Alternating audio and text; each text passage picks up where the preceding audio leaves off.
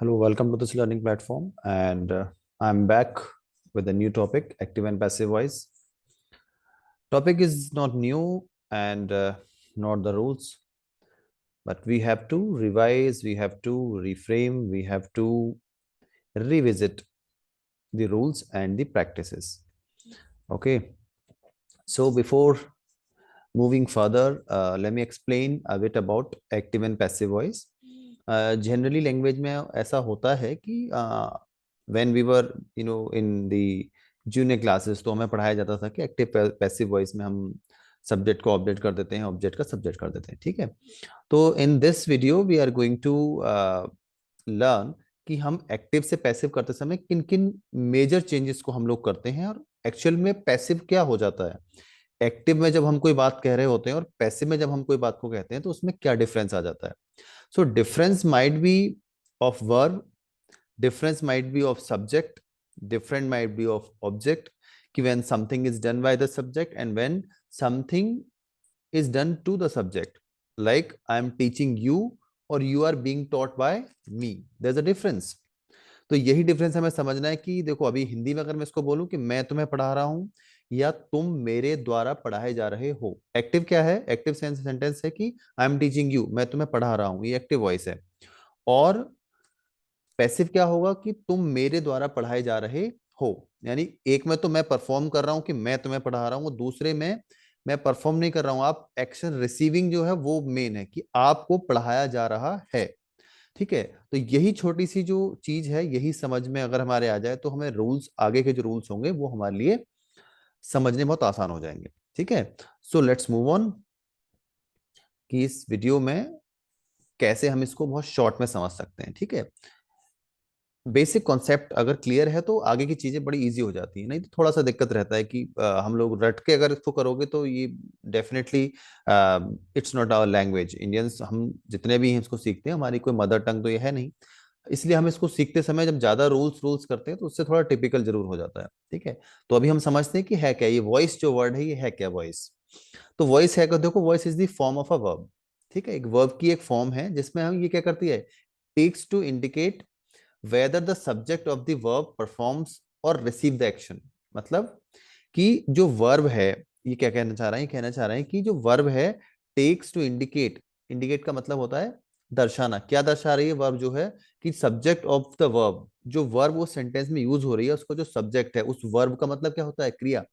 यानी जो काम उसमें, जो क्रिया जो हो रही है उसमें, ठीक है, उस काम को जो करने वाला है जो सब्जेक्ट है, परफॉर्म्स, वो उस काम को परफॉर्म कर रहा है और उस जो वर्ब हो रही है उसका एक्शन को वो रिसीव कर रहा है। यानी कि जैसे मैंने बताया था कि आई एम टीचिंग, यानी मैं काम को परफॉर्म कर रहा हूँ, टीच कर रहा हूँ, या उसका एक्शन रिसीव कर रहा है, जैसे कि you are being taught by me.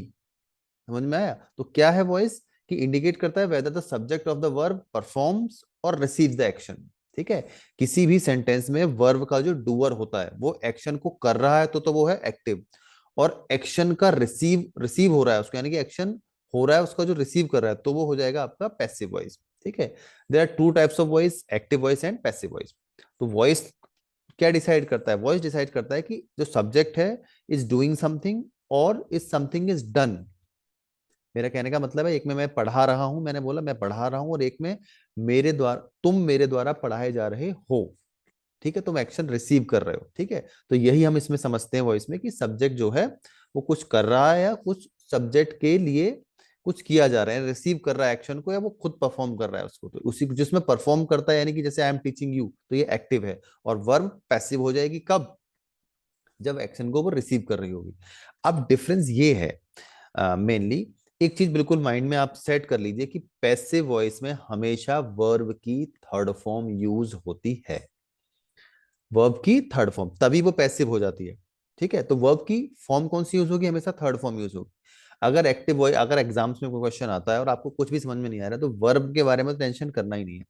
Verb हमेशा थर्ड फॉर्म में ही आएगी पैसिव में, किसी भी टेंस का कुछ भी कन्वर्जन होगा वो दैट्स अनदर मैटर, लेकिन वर्ब हमेशा थर्ड फॉर्म में आएगी। और जो सब्जेक्ट होगा उसमें हेरफेर जरूर होगा। सब्जेक्ट और ऑब्जेक्ट में तो हेरफेर होता ही होता है, हेरफेर का मेरा कहने का मतलब है कुछ इंटरचेंजिंग उसमें रहती है। देखो, active voice is used to show that the subject of the sentence is performing or causing the action। मतलब वो परफॉर्म कर रहा है या फिर कॉज है, उस एक्शन का मतलब कारण बन रहा है, जैसे कि पढ़ा रहा है या पढ़ाया जा रहा है मेरे द्वारा, इसमें कुछ कॉजिंग हो गया और एक में मैं परफॉर्म कर रहा हूँ। For example, Rohit through the basketball before the buzzer. Rohit ने बास्केटबॉल बजर के बजने से पहले ही फेंक दी। थ्रू क्या होती है? थ्रू होती है थ्रो की second form, throw, threw, thrown. Okay, तो थ्रू क्या है? सेकंड फॉर्म है। अब इसमें सब्जेक्ट कुछ कर रहा है या कुछ रिसीव कर रहा है एक्शन? सब्जेक्ट इसमें डायरेक्टली कुछ कर रहा है। देखो, Rohit shot the basketball before the free throw line. ठीक है, sorry, from the free free throw line. ये गेम का थ्री लाइन, एक लाइन से होती है जहां से बॉल शॉट करनी होती है। ठीक है, तो उसने शॉट किया। शॉट क्या है? शॉट भी हमारी शूट की सेकंड फॉर्म है। Ronit scored 3 points. रोनित ने 3 पॉइंट स्कोर किए। अभी भी एक्टिव में चल रहा है। देखो, पहले में भी उसने बॉल फेंकी, दूसरे में उसने शॉट किया, तीसरे में उसने स्कोर किया, तो सब्जेक्ट इज परफॉर्मिंग। तो ये सारे सेंटेंस कैसे हैं? एक्टिव है। अभी ऐसा हो जाए कि रोनित के द्वारा स्कोर किया गया, यानी रोनित अब रिसीव करने लग जाए एक्शन। वर्ब का जो एक्शन है वो उसको रिसीव करेगा। अगर ऐसे बोल दूं कि रोनित के द्वारा स्कोर किया गया, कि 3 points were scored by Ronit, तो यही पैसिव हो जाएगा। Okay, got the point? This is the basic concept. अगर ये क्लियर है माइंड में, then you will be playing with active and passive voice, nothing is there. तो पैसिव वॉइस में देखो, passive voice is used when the subject is the recipient of the action. मैंने अभी फिर से वही बताया कि अगर पैसिव वॉइस कब होता है? जब वर्ब का जो एक्शन है, यानी जैसे खाना खाने का काम हो रहा है, एक तो खाना खा रहा है, आई एम ईटिंग फूड, ठीक है, और एक खाना खाया जा रहा है, यानी उस उसको रिसीव कर रहा है कोई, उस एक्शन को कोई रिसीव कर रहा है, तो वो पैसिव होगा। जैसे उन्होंने बताया कि subject is the recipient of the action, कि जो सब्जेक्ट है वो क्या है? वो रेसिपिएंट है, मतलब उसको रिसीव कर रहा है उस एक्शन को, तब वो आपका पैसिव होगा। जैसे the ball was thrown by Ricky. जैसे अभी पहले हमने पढ़ा था कि रोहन थ्रू दी बास्केटबॉल, ऐसे कुछ था सेंटेंस, ओके, प्रीवियस में। अब देखो, उसमें वो फेंक रहा था, अब क्या हो रहा है? अब बॉल मेन हो गई और जो फेंकने का एक्शन है उसको रिसीव कर रहा है आपका सब्जेक्ट। क्या कर रहा है वो? The ball was thrown by Ricky. फेंकी गई किसके द्वारा? रिकी के द्वारा बॉल फेंकी गई। अब देखो, थर्ड फॉर्म आई है, हमेशा थर्ड फॉर्म आएगी पैसिव में। The basket was shot bye Ricky. तो जो शॉट किया गया था, बास्केटबॉल है, यहाँ बॉल मिसिंग है, तो basketball was shot bye Ricky. Ricky के द्वारा शॉट की गई थी, नहीं मारी गई थी, देख रहे हो आप? तो अब उसके द्वारा, यानी वही उसी एक्शन को रिसीव कर रहा है, और उसमें वो क्या कर रहा था? वो उसको परफॉर्म कर रहा था। तो that was the difference. The score was made by Ricky. Score किसके द्वारा? Made by Ricky. उसमें क्या था? रोहित या रोनित स्कोर्ड 3 पॉइंट्स, यहाँ है 3 पॉइंट्स, या score was made by Ricky. अब जो काम स्कोर करने का उसको रिसीव कर रहा है Ricky. Okay, here we go. Why does it matter? इसका क्या मैटर है? हम ऐसा क्यों करते हैं? कुछ तो लॉजिक होगा कि हम एक्टिव में ही क्यों नहीं बोलते, पैसिव में क्यों नहीं बोलते, या पैसिव में बोलते हैं तो एक्टिव क्यों है? दोनों का कुछ लॉजिक है, थोड़ा थोड़ा डिफरेंस है। Active voice is more direct and concise. Active voice एकदम डायरेक्ट होती है, जैसे मैं कहूँ आई एम टीचिंग यू, वो थोड़ा सा इनडायरेक्ट होती है। लेकिन जैसे passive voice is usually word, word का मतलब ज्यादा वर्ड्स यूज होते हैं उसमें। और देखिए क्या क्या इसमें और हैं जो, जिनसे आप इसकी पहचान कर सकते हैं। देखो, when would you use passive voice? Passive voice कब यूज करना चाहिए? देखो, दो तीन इसमें रीजंस हैं। जैसे when intentionally trying to hide the subject of the sentence. एक तो ऐसा कहो कि आई हैव स्पॉइल्ड दिस, तो अब डायरेक्टली आप उसके क्या बन रहे हो? जिम्मेदार बन रहे हो कि मैंने इसको स्पॉइल किया है। अब आप इस बात को डायरेक्टली, अब आप सब्जेक्ट को छुपाना चाह रहे हो, खुद को छुपा, तो आप कह सकते हो इट इज स्पॉइल्ड बाय मी। तो अब आप सामने नहीं आ रहे हो, इट इज स्पॉइल्ड पहले आ रहा है कि स्पॉइल किया गया है, किसके द्वारा? आपके द्वारा, आप बाद में आ रहे हो। ठीक है। For example, a politician might say, कोई पॉलिटिशियन है वो ऐसा कह सकता है कि the mistake was made by someone. Hiding the subject helps him her blame, अपना ब्लेम छुपाने के लिए कि ये किसी के द्वारा किया गया है। ऐसे नहीं बोल रहा कि we have done this, it is done by us, ऐसे बोल सकते हैं, it is done by someone. ठीक है, एक ये इनफॉर्मल तरीका है इसको पहचानने का। When passive voice better emphasises, when passive voice better emphasizes the main point of the message, such as children were harmed by drunk driver। देखो, passive voice better emphasizes the main point of the message। Passive voice क्या करती है, main point, जैसे क्योंकि verb passive हो जाती है तो ये क्या कर, देखो such as children were harmed by the drunk driver. तो इसमें हमने क्या एम्फेसाइज किया है कि बच्चों को हार्म किया गया था, किसके द्वारा, ड्राइवर के द्वारा। तो हम हार्म किए जाने को एक तरीके से इसमें हमने मेन कर दिया है। ठीक है, और भी इसके बहुत सारे हैं जो इसमें नहीं भी मेंशन है, जैसे पहले इसको देख ही लेते हैं। Form of passive voice verbs, writer should be familiar with the forms of to be. ये कौन सी फॉर्म इसमें ज्यादा यूज होती है, टू बी की जो फॉर्म्स हैं, होने के लिए जो फॉर्म्स हैं। ठीक है, वैसे पैसिव वॉइस को मैं अभी बता रहा था कि I just I was just telling you कि ये पैसिव फॉर्म हम फॉर्मल लैंग्वेज में भी बहुत ज्यादा यूज करते हैं, जैसे हम लेटर्स में, इन सब में हम डायरेक्टली पर्सनल प्रोनाउंस को यूज हम अवॉइड करते हैं कि आई हैव डन दिस, या नोटिस जब हम लिखते हैं तो हम उसमें मोस्टली पर्सनल प्रोनाउंस को, क्योंकि वो एक जनरल मैसेज सबके पास जाना होता है, उसमें मेन बात होती है बात को पहुंचाना, किसके द्वारा वो हम उसमें हाइड करना चाहते हैं, तो हम उसमें जनरली पैसिव वॉइस का यूज करते हैं, जैसे it is to inform you, it is informed, this is informed. तो हम उसमें बहुत ज्यादा यूज करते हैं। ठीक है, अब ये कहना चाह रहे हैं यहाँ पर कि जो टू बी है, ऑफन कॉल्ड लिंकिंग वर्ब इसको बोलते हैं हम। अब यहाँ हम क्यों डिस्कस कर रहे हैं, क्योंकि हम इन, is, am, are, was, were, being, been, इनका हम पैसिव वॉइस में बहुत ज्यादा यूज करते हैं। ठीक है, तो they can easily identify the passive voice in their work. अगर आपको सिर्फ यही पहचानना एग्जाम में आ जाता है कि एक्टिव वॉइस में है, पैसिव वॉइस में, तो आप बड़े आसान से पहचान सकते हो। अगर बीइंग यूज हो रहा है, बीन यूज हो रहा है, इज, एम, आर और वर्ब, वर्ब आ रही है उसमें, वर्ब की थर्ड फॉर्म आ रही है, तो आप इजीली उसको फाइंड आउट कर सकते हो कि पैसिव फॉर्म में है। ठीक है, तो ये टू बी का मतलब होने के लिए, जैसे एम, इज, आर, बी, ये सब क्या है, होने के सेंस में यूज होती है किसी भी चीज का। जैसे कि राम बीमार है तो राम इज सिक। ठीक है, तो हम इज होने के सेंस बीमार है। ठीक है, तो ये सब होने के ही फॉर्म है। बीन उसकी थर्ड फॉर्म है, बीइंग उसकी आईएनजी फॉर्म है, बी है, वॉज है, पार्टिसिपल फॉर्म है, सब होने के लिए यूज होती है। ओके, नाउ अब हमारे पास आता है कि हम कैसे एक्टिव से पैसिव में हम कन्वर्जन जो करते हैं, उस कन्वर्जन में कुछ रूल्स होते हैं। ठीक है, तो मैं एक सेंटेंस की हेल्प से क्लियर करता हूं कि हम करते क्या है। देखो कैसे आप चेंजमेंट करोगे, जैसे कोई भी सेंटेंस है, एक्चुअल में होता क्या है कि है, जैसे हम बचपन में हम इसको पढ़ते थे। जैसे अगर मैं कहूँ कुछ भी, कोई एक सेंटेंस मैंने बोला, सपोज कोई सेंटेंस मैंने ये बोला है कि राम ईट्स आइसक्रीम।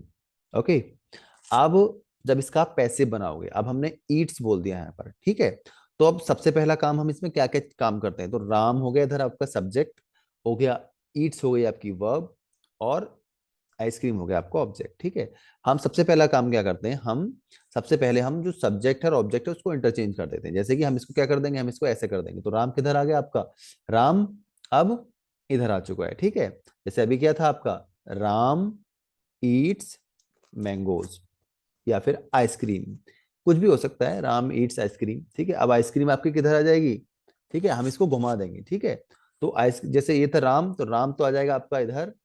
ठीक है, और आपका आइसक्रीम आ जाएगी इधर, तो हो जाएगा ice cream is eaten by Ram. तो बदल देते हैं।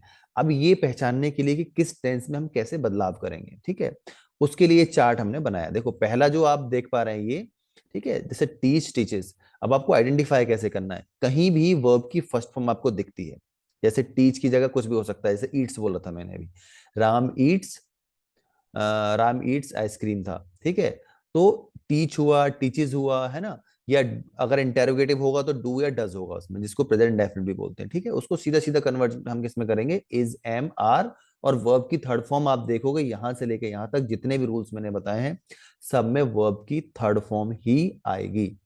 तो उसको बार बार दिमाग पे जोर डालने की जरूरत नहीं है। वर्ब की हमेशा कौन सी फॉर्म आएगी, थर्ड फॉर्म ही आएगी, तो वही आपको देखनी है। ठीक है, देखो टीच, टीचेस है, कैसे इसको बनाएंगे, सपोज कोई टीच से हम सेंटेंस बनाते हैं, जैसे ही टीचेस मैथमेटिक्स। अब देखो इस फॉर्मूले के अकॉर्डिंग कैसे उसको हम बनाएंगे। अब इज, एम, आर का मेरा मतलब है कि सबसे पहले तो हम क्या करते हैं, सब्जेक्ट को उधर ले जाते हैं, ऑब्जेक्ट उधर ले जाते हैं, तो मैथमेटिक्स सबसे शुरू में आ जाएगा सब्जेक्ट की जगह, तो क्या हो जाएगा मैथमेटिक्स। अब मैथमेटिक्स सिंगुलर है या प्लूरल है, सिंगुलर है ना, तो क्या होगा मैथमेटिक्स। अब हम इज लगाएंगे, ये क्या लगाएंगे, इज, क्योंकि मैथमेटिक्स है। ठीक है, अगर वहां कुछ और प्लूरल वर्ड होता तो हम आर लगाते, तो क्या हो जाएगा उसका, मैथमेटिक्स इज। अब वर्ब जो है यहाँ पर क्या है, टीच है, तो क्या हो जाएगी, टॉट हो जाएगी। ये वर्ब तो हमेशा थर्ड फॉर्म ही आएगी, इसको ध्यान ही नहीं देना है, ठीक है। तो mathematics is taught by Ram. Clear. बाकी यही सेम स्ट्रक्चर पे ये सारे आप जो भी रूल्स देख रहे हैं, इस पे एक एक सेंटेंस सब पे मैं बना देता हूं ताकि कंफ्यूजन ना हो, ठीक है। कन्वर्जन वैसे ही होगा, जैसे अगर ये डू से शुरू होगा, यानी कि तभी भी क्या होगा, आपको ध्यान ये रखना है, कहीं भी आपको वर्ब की फर्स्ट फॉर्म दिखती है, उसमें एस और एस दिखता है, डू या डज दिखता है किसी सेंटेंस में, उसका कन्वर्जन सीधा सीधा किस में होगा, इज एम आर में होगा, ठीक है। अब ये कर इसको वही पाएगा जिसने टेंसेस पहले इसको आते हों, और नहीं आते हो तो प्रीवियस वीडियो देख लीजिए टेंसेस वाली, ठीक है। तो टेंसेस समझ में आते हैं तभी आप इसको सॉल्व कर पाओगे, ठीक है। अदरवाइज आप सोचते रहोगे कि डू डज किस में आता है। अब डू डज आता है तो कुछ बदलाव नहीं करना है, जहां डू होगा वहां आर आएगा, बाकी सेंटेंस में सिर्फ सब्जेक्ट का ऑब्जेक्ट जो कॉमन आप करते हो वो करना ही पड़ेगा, ठीक है। जैसे डू से बना देता हूँ, डू यू ड्रिंक कॉफी, ठीक है। अब डू है तो डू के साथ क्या आएगा, अब डू यू ड्रिंक कॉफी है तो कॉफी किधर आएगा, शुरू में आएगा, तब क्या हो जाएगा, कैसे बनेगा, डज कॉफी। अब देखो डू और डज होगा तो इज हमारा बदलेगा, तो कैसे बनेगा, इज से बनेगा वो, ठीक है। और डज से बना था उसको, is coffee drunk by you, ठीक है। यानी कॉफी इधर आया, अब वो डज का, डू का क्या हो गया, इज क्यों हुआ, क्योंकि हमने उसमें तो यू था कि डू यू ड्रिंक, तो हम डू लगाया था हमने किसके हिसाब से, यू के हिसाब से। अब हमारे लिए सब्जेक्ट बन चुका है कॉफी, कॉफी है सिंगुलर, तो उसके साथ आ तो आएगा नहीं कि are coffee drunk by you, तो हम क्या लगाएंगे, इज लगाएंगे, is coffee drunk by you, simple. अब देखो ये आता है टॉट, टुक, एट, ये सब सेकंड फॉर्म्स हैं। पास्ट ये क्या है, पार्टिसिपल पास्ट फॉर्म है, देखो ये टॉट टीच की सेकंड फॉर्म होती है, टुक टेक की सेकंड फॉर्म होती है, एट आपकी ईट की सेकंड फॉर्म होती है। अब किसी भी सेंटेंस में वर्ब की सेकंड फॉर्म आती है, ठीक है, या कोई सेंटेंस डिड से शुरू होता है तो पास्ट, वैसे तो पास्ट इंडेफिनिट हो गया, लेकिन आप ऐसे याद नहीं रखना चाहते तो आपको कहीं भी कुछ भी सेकंड फॉर्म दिखती है तो आपको सीधा उसको वॉज वर्ब में कन्वर्ट कर देना है। कैसे कन्वर्ट करोगे, देखो वॉज वर्ब में कोई सेंटेंस है, जैसे दे इन्वेंटेड आ मशीन। अब दे इन्वेंटेड भी सेकंड फॉर्म है, जैसे यहाँ टुक आई है, ठीक है। तो मशीन पहले आ जाएगी, क्या हो जाएगा, अ मशीन। अब किस में जाएगा, देखो ये वॉज वर्ब में जाएगा, तो मशीन सिंगुलर है तो क्या, machine, a machine was invented by them. देख दे जब ऑब्जेक्ट की जगह जाएगा दे, तो दे का क्या हो जाएगा, देम हो जाएगा, ठीक है। और अगर ऐसे हो, did they invent a machine, तो सिंपल है, वे भी किससे बनेगा, वॉज वर्ब से बनेगा, सिंपल है। डिड की जगह क्या आएगा, वॉज या वर आएगा। वॉज वर्ब किस पे डिपेंड करेगा, उस सेंटेंस का, एक्टिव वॉइस का सब्जेक्ट क्या था या ऑब्जेक्ट क्या था, उसका ऑब्जेक्ट था मशीन, अब मशीन हमारे लिए बन चुका है सब्जेक्ट, तो सब्जेक्ट के साथ क्या आएगा, मशीन सिंगुलर है तो क्या हो जाएगा, was a machine invented by them. Clear. Took की जगह कुछ भी हो सकता है, टॉट हो सकता है, डिस्कवर्ड हो सकता है, इन्वेंटेड हो सकता है, सेकंड फॉर्म होगी मतलब, ठीक है। अब अगर इज एम आर हो, सेंटेंस में पहले से ही इज एम आर हो और वर्ब के साथ आई एन जी लगी हो कुछ भी, जैसे कि आई एम टीचिंग यू, ठीक है, तब क्या करोगे आप, सिंपल है, सबसे पहले ऑब्जेक्ट को सब्जेक्ट लेके आओ, क्या हो गया आपका यू, ठीक है। यू के साथ क्या आएगा, देखो इसमें बहुत अच्छा है, इसमें और भी कुछ नहीं करना आपको, इज एम आर का इज एम आर ही रहेगा, बस वर्ब की थर्ड फॉर्म होगी, इसमें क्या एड ऑन हो रहा है, देखो ये जो हाईलाइट किया हुआ है मैंने, बीइंग एड ऑन हो रहा है, तो क्या होगा, आई एम टीचिंग यू का क्या होगा, यू इधर लेके आएंगे सब्जेक्ट बन जाएगा, तो क्या बन जाएगा, यू, यू के साथ आर आएगा, यू आर, बस ऐड क्या हो रहा है, देखो वॉज वर्ब के बाद was were is am are कुछ भी हो, या तो मैं ये बोल रहा हूँ आई एम टीचिंग यू, अगर मैं ऐसे बोलूँ आई वॉज टीचिंग यू, तो जिसमें होगा उसी टेंस में रहेगा, टेंस में कोई बदलाव नहीं होगा। जैसे अगर वो सेंटेंस है यू आर टीचिंग, जैसे मैं आई एम टीचिंग यू, तो वो आई एम मतलब प्रेजेंट के प्रेजेंट में कन्वर्ट होगा। ये ध्यान रखें, वो नरेशन में पास्ट फॉर्म में जाते हैं हम, एक्टिव पैसिव फॉर्म में सेंटेंस का जो टेंस होता है, टेंस का मतलब उसको उसका टाइम होता है, यानी प्रेजेंट का है तो प्रेजेंट में ही रहेगा, पास्ट का है तो पास्ट में ही रहेगा, फ्यूचर का है तो फ्यूचर में ही रहेगा, वो उसमें बदलाव नहीं होगा, ठीक है। तो क्या होगा, इज, अगर मैंने बोला था कि आई एम टीचिंग यू, तो यू उधर आ जाएगा, यू आर, क्या एड ऑन होगा, सिर्फ ये बीइंग जो दिख रहा है आपको, ठीक है, you are being taught by me, simple. Clear. अगर ऐसे हो, आई वॉज टीचिंग यू, तो क्या हो जाएगा, यू, यू के साथ आएगा were, you were teaching, you were being taught by me, ठीक है। अब हम आते हैं, देखो हैज हैव हैड प्लस, अब देखो मैंने ये हैज हैव हैड सब एक साथ क्यों लिखा है, क्योंकि इनमें कोई भी बदलाव नहीं होता, इनका जो पैसिव वॉइस बनेगा बिल्कुल सेम टाइप से बनेगा। देखो अगर हैज के साथ सेंटेंस है, हैव के साथ है, हैड के साथ है, तो वर्ब की तो हमेशा थर्ड फॉर्म ही आती है, क्योंकि परफेक्ट में ही, टेंस के परफेक्ट में या तो प्रेजेंट परफेक्ट में या पास्ट परफेक्ट में, ठीक है। क्या आता है आपका, हैज हैव आता है, ठीक है, हैज हैव या हैड आता है। तो आपको जहां भी सेंटेंस में कहीं हैज हैव हैड दिखे, तो आपको क्या करना है कन्वर्ट करते समय, सिर्फ एक वर्ड ऐड होगा आपका उसमें, बीन। क्यों मैंने बीन क्यों हाईलाइट किया है, सिर्फ यही बदलाव आएगा और कोई बदलाव नहीं आएगा। मतलब सब्जेक्ट तो ऑब्जेक्ट तो करोगे करोगे, वो तो सिंपल है, ठीक है, क्योंकि वर्ब की थर्ड फॉर्म ऑलरेडी दे रखी होती है इसमें, तो क्या बदलाव होगा, सिर्फ बीन का बदलाव होगा। जैसे मैं कहूं आई हैव टॉट यू, मैं तुम्हें पढ़ा चुका हूं, तो I have taught you, convert करो, यू को शुरू में लेके आओ बिल्कुल, तो क्या हो जाएगा, यू हैव बीन बढ़ गया, बस अभी तक क्या था, आई हैव टॉट यू, तो अब यू धर आ गया, you have been taught by me. Clear, सिर्फ बीन बढ़ गया, बाकी इसमें कोई बदलाव नहीं आया। अब देखो, अब बात आती है, कोई भी सेंटेंस में विल आता है, शैल आता है, कैन आता है, मे आता है, माइट आता है, कुड आता है, ठीक है, और भी जितने मॉडल्स हैं उनमें से कुछ भी आता है। तो इनके साथ हमेशा क्या आती है, वर्ब की फर्स्ट फॉर्म आती है। जैसे मैं कहूँ I can lift the table, ठीक है, या मैं कहूँ आई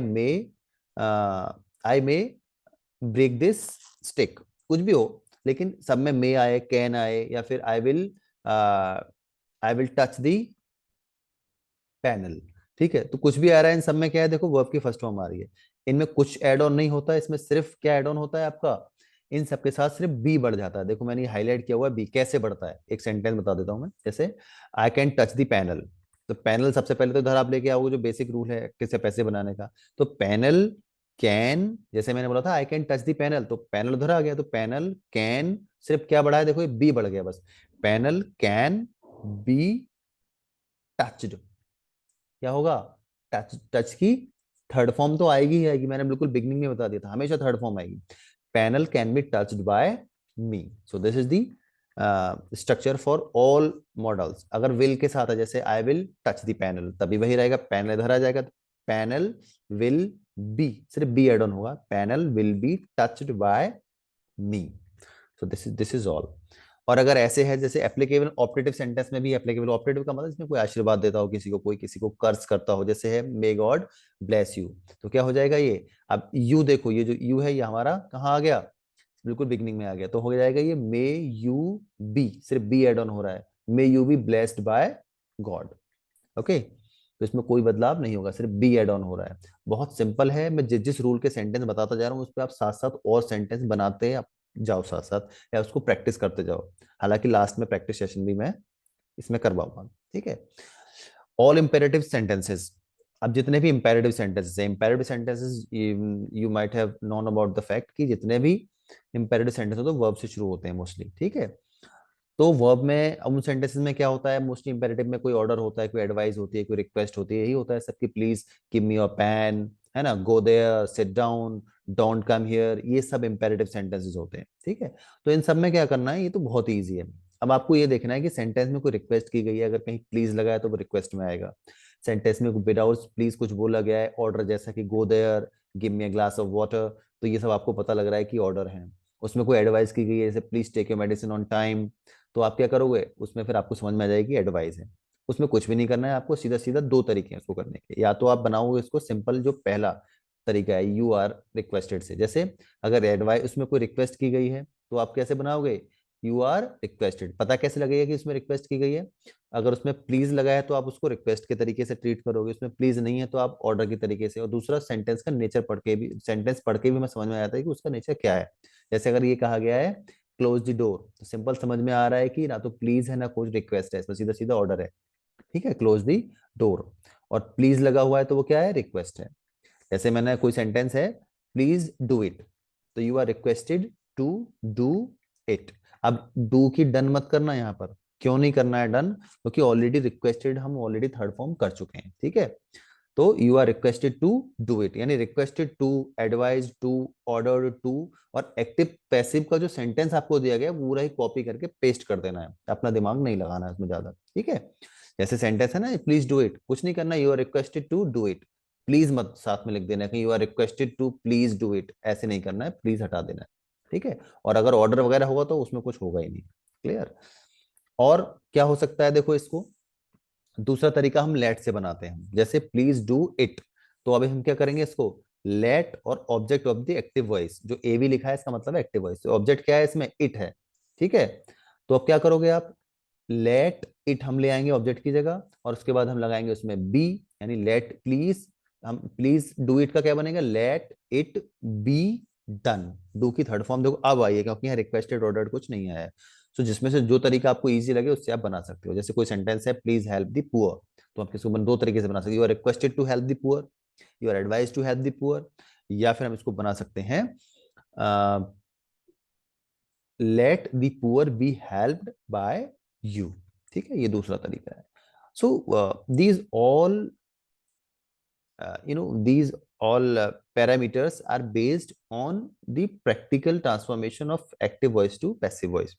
तो इनको ज्यादा रटना नहीं है कि किस टेंस का उस टेंस में कन्वर्जन है, सिंपल है, आपको दिख रहा है कि कहीं वर्ब की फर्स्ट फॉर्म आ रखी है, टीच आ रखा है, टीचेस है ना, टेक आ रखा है, टेक्स है, कहीं कम आ रखा है, कम्स है, कम का देखो। एक चीज और अच्छा हुआ, मुझे मेरे मुंह से कम और कम्स निकल गया, तो क्यों बता देता हूँ, जितनी भी ट्रांजिटिव वर्ब्स हैं उन्हीं की पैसिव फॉर्म पॉसिबल है। इनट्रांजिटिव वर्ब्स की पैसिव फॉर्म कभी नहीं बनती, उन सेंटेंसेस में पैसिव उसकी बन ही नहीं सकती। गेटिंग माय पॉइंट और नॉट? जैसे they are sleeping on bed, तो बेड इज नॉट, ऐसे नहीं बनाओगे आपकी the bed is being slept by them. ठीक है, क्योंकि ट्रांजिटिव वर्ब नहीं है, इंट्रांजिटिव वर्ब है। दे आर कमिंग हेयर, तो आप ऐसे नहीं कर सकते here is come by them, क्योंकि कम क्या है आपकी, इंट्रांजिटिव वर्ब है। इंट्रांजिटिव वर्ब का मतलब होता है, इंट्रांजिटिव वर्ब मे और may not have an object, मतलब उनमें पोटेंशियल होता है कि वो बिना ऑब्जेक्ट के भी अपना मीनिंग कंप्लीट कर देती हैं। लेकिन ट्रांजिटिव वर्ब्स को अपना मीनिंग कंप्लीट करने के लिए एक ऑब्जेक्ट की जरूरत होती है। जैसे हम कोई बात बोलते हैं ईटिंग, तो हमें व्हाट हम लगाते हैं कि क्या खा रहे हो, तो मैंगो, आइसक्रीम, कुछ ना कुछ, तब मीनिंग कंप्लीट होता है उसका। ठीक है, तो जितनी भी इंट्रांजिटिव वर्ब्स होती है उनका पैसिव कभी भी नहीं बनता है। आई होप इतना आपको ये क्लियर जरूर हुआ होगा कि इसमें आखिर है क्या। देखो कुछ एग्जांपल्स हैं, देखो पैसिव की, the cookies were eaten by the children. अब देखो cookies were eaten by the children, तो एक्टिव क्या है देखो इसका, the children ate the cookies. अब जहां हमने अभी, अब पिछला एट जो है क्या है, सेकंड फॉर्म है, किसकी सेकंड फॉर्म है, ईट की, ईट एट ईटन थर्ड फॉर्म होती है। अब इस सेकंड फॉर्म को देखते ही आप चार्ट पे जाओ, आपको पता लग जाएगा क्या करना है। देखो टॉट सेकंड फॉर्म, टुक अगर आती है, एट आती है, तो हम क्या किस में कन्वर्ट करते हैं, वॉज वर में कन्वर्ट करते हैं। अब देखो कैसे कन्वर्ट करेंगे इसको हम, अब हमारा एट है और हम वॉज वर में करेंगे, हमारे लिए सब्जेक्ट हो गया इसका, इस सेंटेंस का ऑब्जेक्ट हमारे लिए सब्जेक्ट हो गया, कुकीज सबसे पहले आ गया देखो। तो क्या हो गया, the cookies were eaten by children. अब हमने वेयर क्यों लाया, क्योंकि कुकीज है, कुकी नहीं है। क्लियर? अगला देखिए आप, the tunnel are dug by the workers. ठीक है, अब हमने आर क्यों लगाया यहाँ पर, हमने आर इसलिए लगाया यहाँ पर because the workers dug the tunnel, क्योंकि जो वर्कर्स हैं, the tunnel are dug by the workers. ठीक है, तो एक्टिव में देखो क्या है, the workers dug the tunnel. अब टनल, टनल नहीं है देखो, टनल्स है। अब आई थिंक यू, अब आप इसको देख पा रहे होगे। तो टनल है तो क्या है ये, टनल होता तो इज आता, the tunnel is dug by the workers ऐसे होता। ठीक है, लेकिन टनल्स है तो tunnels are dug by, dug का मतलब होता है खोदना, डिग डग डग ऐसे होती है थर्ड फॉर्म। ठीक है, तो ये बहुत इजी है अगर आप प्रैक्टिस करते हो। ठीक है, so let's have a round of practice. अब देखो प्रैक्टिस में हमें क्या करना है, change the following sentences active और पैसिव वॉइस। अगर वो एक्टिव में है तो पैसिव में कन्वर्ट कर दो, पैसिव है तो एक्टिव में। तो एक बार जब मैं यहाँ से बोल रहा हूँ, तो एक बार पेन, अपना पेन पेपर लेके खुद से करके करने की कोशिश करो कि आप कर पा रहे हो नहीं कर पा रहे हो। ठीक है, जैसे पहला सेंटेंस है, वैसे इसको पढ़ते तो लुई है, ठीक है, लेकिन इसको लुइजी ना पढ़े। Louis is making the chocolate cake. अब देखो इज और वर्ब की आईएनजी फॉर्म आई है, चार्ट में देखना, उसमें स्क्रीनशॉट लेना उसका, देखना उसमें कि क्या है। जब इज के साथ कोई भी वर्ब की आईएनजी फॉर्म आती है तो हम उसको, उसमें सिर्फ एक चीज ऐड ऑन करते हैं, दैट इज दी बीइंग, हम उसमें बीइंग ऐड ऑन करते हैं। तो क्या होगा, सबसे पहले हम चॉकलेट केक को उधर लेके जाएंगे, तो क्या हो जाएगा, चॉकलेट केक, दी चॉकलेट केक। अब देखो कभी भी टेंस बदलता नहीं है, तो इज का इजी रहेगा, क्योंकि चॉकलेट केक है, केक्स होता तो हम आर करते, ठीक है। The chocolate cake is being, being बढ़ता है बस इसमें, तो बीइंग मेड, मेकिंग की थर्ड फॉर्म क्या होगी, मेड, हमेशा थर्ड फॉर्म आती है पैसे में। Chocolate cake is being made by Louis. Okay, अब देखो next, the chocolate cake was made by Louis. अब ये क्या है, वॉज मेड बाय, अब इस रिसीव कर रहा है, जो सब्जेक्ट है वो एक्शन को क्या कर रहा है, रिसीव कर रहा है, तो ये क्या हो गया आपका पैसिव हो गया, तो क्या हो गया, chocolate cake was made by Louis. तो अब लुई इधर को लेके आओ उसको, अब हमें ये ऑलरेडी पैसिव फॉर्म में है, इसको एक्टिव बनाना है, तो क्या होगा, Louis made the chocolate cake, Louis made the chocolate cake. Was कब आता है, वॉज वर, जब टुक होता है, टॉट होता है, सेकंड फॉर्म होती है, डिड होता है, कि उसी का टेंस है, ठीक है। तो एक बार चार्ट दोबारा देखोगे, प्रैक्टिस करोगे, तो it will be easier for you. Now travel agent takes care of the package. Takes care उधर क्या था, अगर टीचेज होता है, टॉट होता, टीचेज होता है ना, टेक्स होता है, तो इज एम आर में कन्वर्ट होता है, तो द पैकेज इधर आ जाएगा, तो क्या बनेगा, the package is taken care by the travel agent. अगला है my brother broke the chain of my bike, simple है। अब तो ब्रोक है, वहां टॉट था चार्ट में, दोबारा देखना एक बार चार्ट को, तो टॉट हो या सेकंड फॉर्म हो तो क्या होता है, चेन, क्या बनेगा इसका, the chain of my bike. सिर्फ बाइक उठा के मत ले जाना, पहले देखो कि पूरा सब्जेक्ट क्या है, ऑब्जेक्ट क्या है, इसमें ऑब्जेक्ट क्या है, चेन ऑफ माई बाइक, ठीक है, माई बाइक नहीं है, तो the chain of my bike was broken by my brother. Clear? He broke the pencil on the floor. He broke the pencil on the floor. So the pencil was broken by him. Okay, या ऐसे कर सकते हैं, the pencil on the floor was broken by him. Clear? So I hope ये clear हो चुका होगा इतनी प्रैक्टिस के बाद। और देखो इसमें क्या करना है, इसमें कुछ सेंटेंस और हैं जिनकी प्रैक्टिस हमें करनी है। Change the sentence below to active voice, जैसे the statue is being visited by hundreds of tourist every year. ये क्या है आपका, ऑलरेडी पैसिव फॉर्म में है, तो बीइंग कब लगता है, जब आईएनजी फॉर्म होती है। तो टूरिस्ट एवरी ईयर, टूरिस्ट को आप उधर लेके जाओ, तो क्या बनेगा, hundreds of tourist is visiting the statue every year. My books were stolen by someone yesterday। देखो वाई समवन जब आता है, तो समवन में कोई डायरेक्ट सब्जेक्ट और ऑब्जेक्ट नहीं होता, तो हम सीधा किसको ले इधर लेके जाएंगे, तो क्या हो जाएगा, समवन। अब वेयर कब होता है, जब उधर सेकंड फॉर्म होती है, someone stole my books yesterday. आप चाहो तो इसको, मेरी आवाज को म्यूट करके पहले आप खुद से करके देख सकते हो, ठीक है। These books had been left in the classroom by the careless students. Simple, had हो गया और बीन आ गया, सिंपल सी बात है कि हैड हैज हैव सबका सेम बनता है, कुछ बदलाव नहीं होगा, बीन रिमूव हो जाएगा इसमें से और कुछ नहीं होगा, तो क्या हो जाएगा, और सब्जेक्ट का ऑब्जेक्ट, तो क्या होगा ये देखो, a careless student had left these books in the classroom, simple. अगला है coffee is raised in many. देखो इज के साथ थर्ड फॉर्म आ रही है, किसमें आती है, जब उधर टेक से कुछ होता है, तो क्या बनेगा, तब देखो plantation workers raise coffee in many parts of Hawaii. Okay, Hawaii is a country.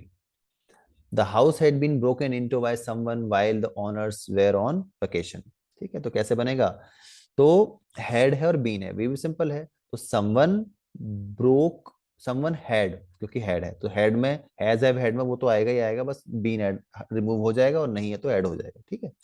तो समवन हैड ब्रोकन इनटू, क्योंकि थर्ड फॉर्म है, थर्ड फॉर्म ही रहेगी, someone had broken into the house while owners were on vacation, ठीक है। तो honours के बाद जो वेयर ऑन वेकेशन है, उससे कुछ लेना देना नहीं है आपका यहाँ पर, ठीक है। सो ये आपके लिए है, इसको मैं सॉल्व नहीं कराऊंगा, खुद से सॉल्व करके देखें, नहीं आता है then you can put on comment, कोई भी सेंटेंस में से नहीं आता है then I will solve it out. ये आपके लिए है कि आप कितना, अब आपको आ गया है इतना कराने के बाद, पहला सेंटेंस फिर भी आपकी कंफर्ट के लिए मैं करा देता हूँ, last summer our house was painted by me. अब देखो वर्ब इसमें पैसिव में है, तो एक्टिव में कन्वर्ट करना पड़ेगा कि आई, देखो was painted, I painted our house last summer, ऐसे बनेगा ये, ठीक है, ऐसे ही first the exterior was washed using warm, ये सब आप खुद से करना है, नहीं होता है देन यू कैन आस्क और put in the comment box, ये आपके एक्स्ट्रा प्रैक्टिस के लिए है। ओके, सो आई होप आपका ये एक्टिव पैसिव वाला ये सब आपको कन्वर्ट करना आ गया होगा, और बहुत टफ भी नहीं है ज़्यादा कि ऐसा इसमें कुछ है कि बहुत कोई रॉकेट साइंस है इसमें। सो कीप प्रैक्टिसिंग, ये सब चीज़ें प्रैक्टिस का खेल है, अगर आप प्रैक्टिस करते रहते हो एग्जाम से अलग भी और एग्जाम टाइम में करते हो देन तो ये थोड़ा टफ रहता है, लेकिन ये जरूर है कि इस वीडियो को देखने के बाद you will do best in the examinations, अगर आपने इसको थोरोली सुना है और अच्छे से समझा है तो। And with this I am signing off, good day and good luck to everyone.